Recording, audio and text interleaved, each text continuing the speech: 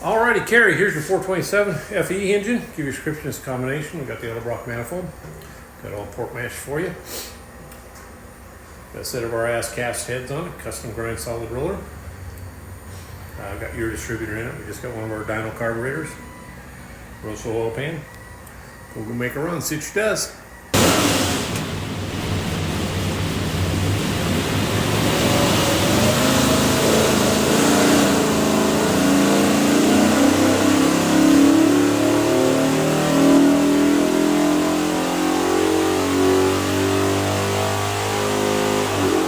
Alrighty, 3,400, 479 foot-pounds of torque, peaks torque 513, peaks horsepower 520. So he wanted over 500, so it runs really good. What we'll do now is pull the pipes back, make sure it's good and clean, show you a couple of things. The receiver engine, find this thing looks like a credit card, USB card, full of technical information. In the crate will be this engine spec sheet.